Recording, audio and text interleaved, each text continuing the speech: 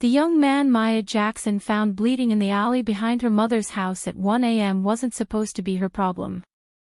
He was crouched against the dumpster, one hand pressed to his shoulder, breathing in shallow, desperate pulls that told her he was running out of time. She'd grown up in Atlanta's West End and absorbed its first and most important lesson early: other people's danger is not your assignment. But when she crouched down, 16 years old, natural hair pulled up in a high puff, still wearing her mother's oversized house shirt, and his eyes found hers, dark and terrified and searching, every rational instinct she had went quiet.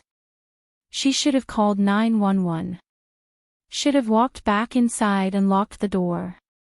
Should have told herself she'd done enough by stopping it all. Instead, Maya pulled a bleeding Korean man off the ground, smuggled him through her back door, and hid him in her bedroom closet while the men hunting him circled the block for the next 3 hours. And the moment she pressed her back against that closet door and whispered, "You're safe now," into the dark, she had no idea she'd just become the most important person in a future Mafia Heir's entire world. If you love slow-burn dark romance and reunion stories that hit different, make sure you like this video and subscribe. I post mafia romance and forbidden love stories every week. Drop a comment right now. Would you have hidden him? Would you have opened that door? Let's get into this story. Maya Jackson was not built for half measures. Raised by a mother who worked night shifts at Grady Hospital and a grandmother who marched in 1965 with her church hat on and her chin up, she learned before she could spell her own last name that black women in this world did not get the luxury of looking away.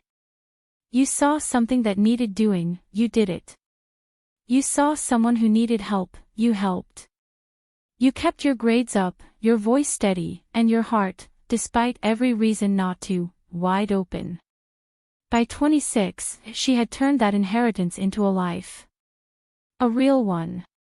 A community health coordinator position in the same West End neighborhood that raised her. A one-bedroom apartment with a good reading chair and better coffee. A best friend named Danielle who had zero patience for nonsense and unlimited patience for Maya. She had built something quiet and deliberate and entirely hers, and she had almost, stopped looking twice at every Korean man she passed on the street. Almost. Because the man from the closet had never quite left it. She told herself 100 times she didn't know his name. Told herself the right thing doesn't require a receipt. Told herself that one night, one choice, one person you helped and never saw again, that's just called being decent. It doesn't mean anything. It doesn't have to go anywhere. Then Kim Hyun Park knocked on her apartment door. 30 years old. Broad-shouldered. Tattooed from collarbone to wrist. Dressed in a perfectly cut black suit and standing in her doorway like a man who had not spent a single day of the last 10 years being anything other than the most dangerous person in any room he entered. And 10 years have almost disappeared in an instant. Maya was 16 the first time she understood that decency had a cost. It was a Thursday in October, just past 1 a.m., and she'd slipped out the back door to take the trash out before her mother got home from her shift, because forgetting meant a lecture, and Maya had already used up her patience for lectures that week. She had her hair wrapped for the night, her feet in worn slides, and absolutely no business being in that alley any longer than it took to lift a lid and drop a bag.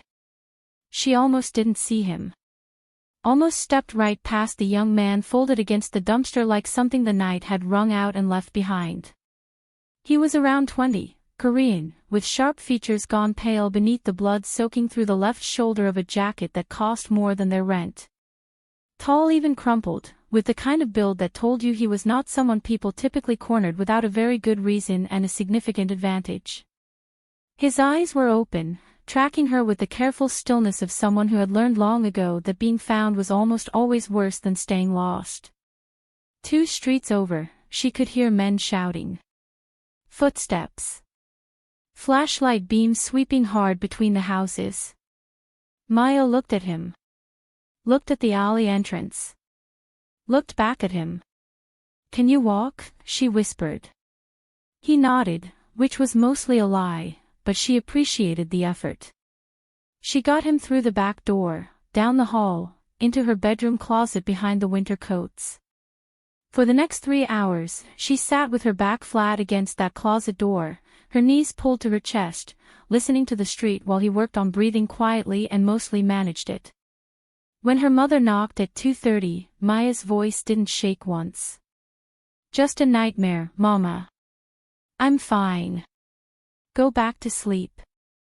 Somewhere in the stillness between fear and exhaustion, she learned his name. Only the first one. Hyun. She gave him hers. She told him, soft and certain, that he was safe.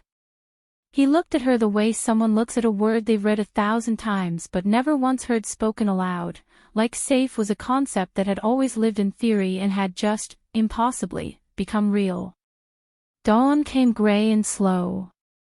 Maya fell asleep against the closet door, her cheek against the wood, her hands loose in her lap. When she woke, he was gone. The closet was neat, neater than she'd left it. No note. No name. Just the faint trace of blood on the floorboard that she scrubbed out on her hands and knees before her mother woke up, and the particular silence of a space that had held someone and now didn't. She stood at her bedroom window in her nightgown and watched the empty street until the school bus came. It was the right thing, she told herself. It's over now. She almost believed it. 10 years had a way of filling themselves in. Maya had watched it happen gradually, the way all real things happen, not in moments but in accumulation. A degree earned in the margins of exhaustion.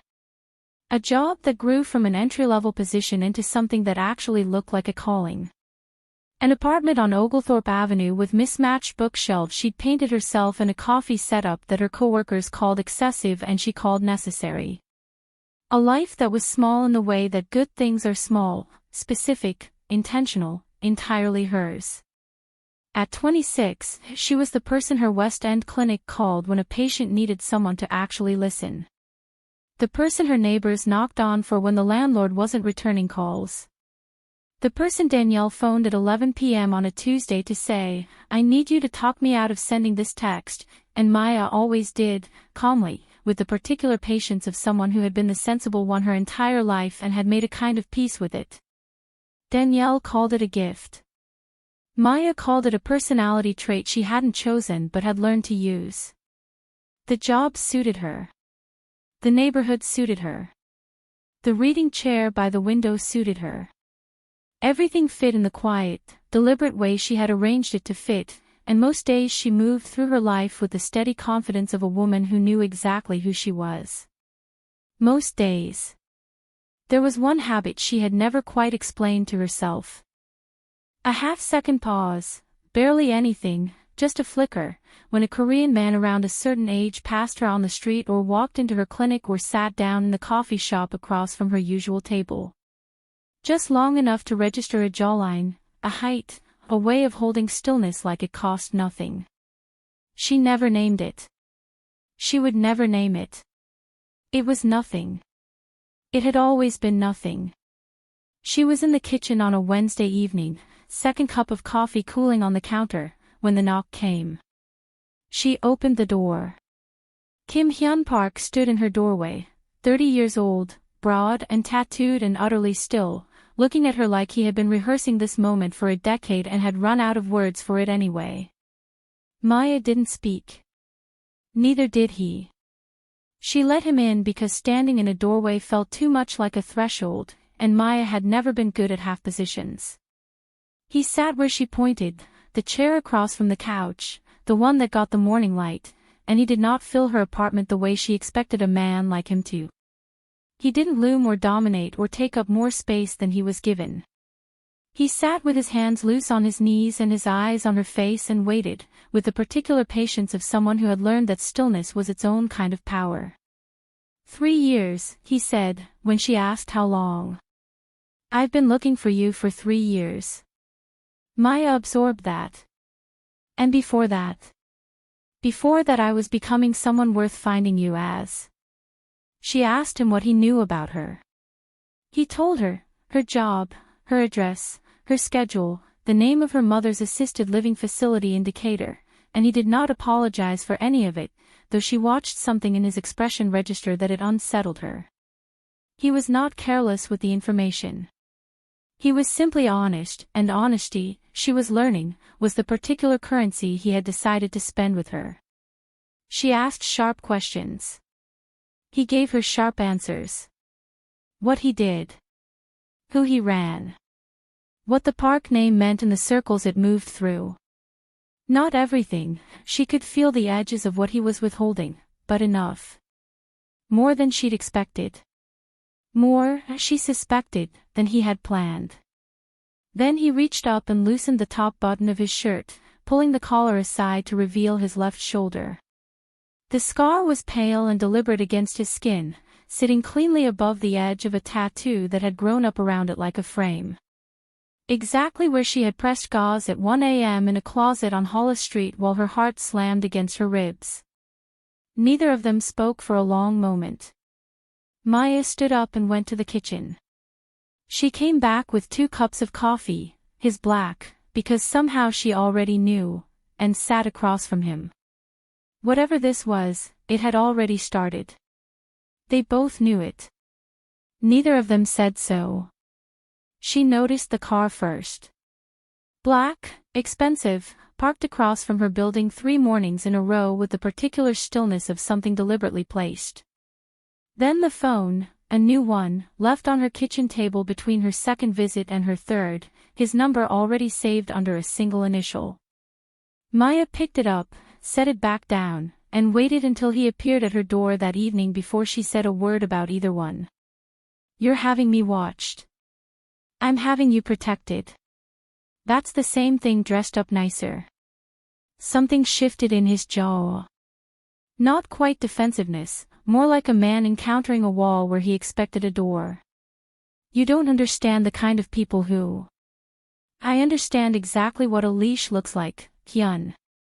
Her voice was even, which somehow made it sharper. I've spent 10 years building a life nobody manages but me. I am not a problem you get to solve by throwing resources at it. The silence that followed was electric in the specific way that only honest friction can be, 2 people pressing against each other's edges and finding out what they're actually made of. He didn't apologize. But he didn't argue either. And when she said, "Are you staying for dinner or not?" he said yes in a voice that had most of the armor taken out of it. They ate. They talked. For 4 hours they covered everything, her work, his early years, Atlanta versus Seoul, the particular loneliness of being the person everyone relied on, everything except the one subject that sat between them like a third person at the table, patient and immovable.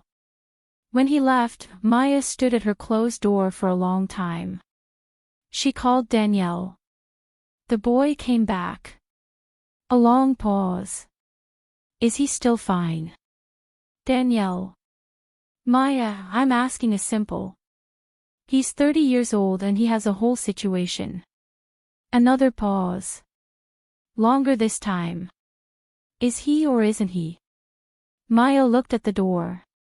That is not the point. But they both knew it wasn't a no. He came back the following evening and told her everything. Not the version he'd given her in Chapter 3, the careful, edited outline of a man controlling what he revealed. This was the full weight of it, set down on her coffee table like something he'd been carrying a long time and had finally decided she deserved to hold. The Park dynasty. What it controlled across the Southeast and how.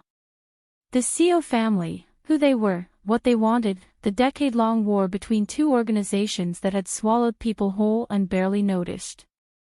What it meant to be the heir. What it had already cost. Maya sat across from him and listened the way she listened to everything, completely, without interruption, her hands still in her lap. When he finished, the room was very quiet. Am I in danger? He didn't hesitate. Yes. She had expected equivocation. Reassurance dressed up as honesty. The yes landed differently than she was prepared for, clean and unvarnished, and she felt it settle somewhere beneath her sternum.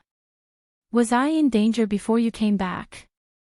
The pause was long enough to be its own answer. His eyes stayed on hers. Less. The word cost him. She could see it, the small, precise tightening around his jaw, the way he didn't look away from her even though she suspected he wanted to. He had just told her, plainly, that finding her had made her a target. That his obsession had a price and she was the one paying it. Maya had grown up watching organized crime hollow out neighborhoods from the inside out. She was not naive about what violence looked like up close or what it left behind. She had sat with enough families in her clinic to know that the abstract and the personal were entirely different countries. But she had always respected truth more than she respected comfort. She looked at him for a long moment. Then she uncrossed her legs, leaned forward, and set her elbows on her knees. So tell me what happens next. It didn't come with gunfire. That was the part that made it so effective. It came on a Tuesday, in the form of a patient file that had been accessed overnight by a login that didn't belong to anyone on staff. Then a scheduling system wiped clean for the following week. Then, and this was the part that made Maya's hands go still on her desk, a handwritten note left at the clinic's front reception, tucked beneath the sign-in clipboard like a piece of routine paperwork. It had her mother's full name on it. Her mother's facility address. And a single line beneath it that didn't need explaining. Maya photographed it, called her clinic manager with a story about a system error, and drove to Hyun's hotel in a silence so complete she could hear her own pulse. She set the photograph in front of him. She watched him read it once. Then she watched something she had not yet seen from him, that immaculate, load-bearing composure developing a crack straight down the center. His jaw set. His hands flattened against the table. The anger that moved across his face was not the cold, controlled kind he wore like a second suit. It was rawer than that. Personal. He was furious at himself. She could see it clearly, the particular fury of a man who had calculated everything and somehow still let the one thing he was trying to prevent come true. But beneath the fury, underneath the fractured control, was something else. Fear. Real and unguarded and directed entirely at her safety. Maya sat across from him and watched him carry it, and felt something in her chest shift with quiet certainty. She reached across the table and placed her hand over his. He went completely still. Like the contact had shorted something in his system. You don't have to protect me alone, she said. His eyes moved to hers. I've been doing this longer than you think. It was the same voice she'd used in a dark closet 14 years ago, calm, certain, leaving no room for argument. And just like then, he believed her. They took her on a Wednesday morning, half a block from her clinic. It was professional, a car pulling alongside her, two men who didn't raise their voices or display weapons, an invitation that communicated very clearly it was not optional. Maya got in the way she did most difficult things, without performance, her mind already moving. The house they brought her to was clean and quiet and somewhere in Buckhead, which told her things. She catalogued everything on the drive, turns, timing, the particular quality of light through tinted windows. She counted rooms when they walked her inside. Noted the two men at the front, one at the back. Noted the unlocked window in the sitting room they left her in, presumably because the drop was too far to be practical. She sat down, folded her hands, and started memorizing. The message they sent Hyun was simple: dissolve the consolidation, pull back the alliances he'd been quietly assembling for 8 months, and she walked out. Fight it, and she became a demonstration. His response came in 4 hours. Not negotiation. Not compliance. Dismantlement, clean, coordinated, and absolute. Every alliance he had built called in simultaneously. Every resource redirected. She learned this later, in pieces, but what she understood in the room was the moment the men's phones began going off in a pattern that had nothing to do with routine, and the particular quality of stillness that followed, where everyone in the house understood that the situation had changed and was still in the process of changing. Maya was already standing when the door opened. Hyun came through it first. He was in the same suit he'd been wearing that morning, and it was no longer immaculate, and he didn't look at anything in the room except her. Maya. Just her name. Said in the voice of a man who had been holding his breath for 4 hours and had just, finally, remembered how to stop. She crossed the room and didn't say anything at all. She didn't need to. She had known, since a closet on Hollis Street, that sometimes presence was the whole conversation. The CO family fractured in the week that followed, the way structures do when the load-bearing piece is removed, not all at once, but irreversibly. The Park consolidation held. The alliances held. The war that had been building for a decade ended with the particular anticlimax of most real endings: paperwork, silence, and the absence of the thing that had been making noise. Hyun and Maya existed in the quiet that came after. They talked for a long time the night everything settled, not debrief, not strategy, but the kind of conversation that only becomes possible once the emergency is over and the people in it finally have to look at each other without anything urgent between them. He told her the full truth of the night she found him. Who his father was. What had been ordered and why, and what a 20-year-old heir to a dynasty at war had been doing bleeding in an Atlanta alley. What the Park name had cost every person who carried it, including him. What he had done in the years between that he deserved, and what he had done that he didn't. He told her without architecture or apology. Just the plain shape of it, offered across the table like something he was finally ready to put down. Maya told him what it had been like to wait. Not dramatically, she wasn't built for dramatics, but honestly. The years of telling herself it didn't matter. The habit she couldn't break. The specific loneliness of doing the right thing and never knowing if it had meant anything to anyone. It meant everything, he said. You are the only reason I know that word applies to me. The room was very quiet. I want you to stay, he said. Not in my world. Not as something I'm keeping. As a partner. Equally. She told him she had conditions. He said name them. She did, every one, and he agreed without hesitation or negotiation. Then she asked why he'd waited so long. He looked at her for a long moment. Because I wasn't someone you deserved yet, he said. I needed to become that first. Maya looked at her hands. Then at him. She didn't argue with that. 1 year later, Maya stood at a podium in the West End and spoke to the neighborhood that had made her. The center behind her was 3 stories of new construction on a street that had been waiting for something like this for a generation: medical services, job training, after-school programming, childcare on a sliding scale. Every staff member lived within 2 miles of the building. Every decision about operations had been made with community input, on Maya's terms, with park capital that she had scrubbed clean through structures she had negotiated line by line until she was satisfied. She had built it the same way she built everything. Carefully, specifically, without asking anyone's permission. The crowd was her people, mothers with children on their hips, elders who remembered what this block used to be, colleagues from her clinic, neighbors who had watched her grow up on these streets and were watching her now with the particular pride of people who recognize one of their own coming into the full shape of themselves. She spoke clearly and without performance, the way she did everything. In the back of the room, arms folded, stood Kim Hyun Park, 31 years old, tattooed, immovable, watching her with the expression she had come to recognize over the past year as the closest thing he had to completely undone. He didn't try to hide it anymore.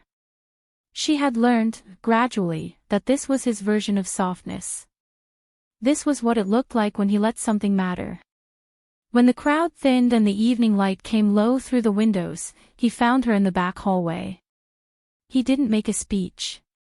He took her left hand, and he slipped a ring onto her finger with the quiet certainty of a man who had made his decision a long time ago and was only now finding the right moment to show it. I should have come back sooner, he said. Maya looked at the ring. Then at him. You're here now. They walked out into the Atlanta evening together, her hand in his grip steady and entirely present. She had saved him once with a closed door and an open heart. He had spent 10 years becoming someone worthy of walking back through it.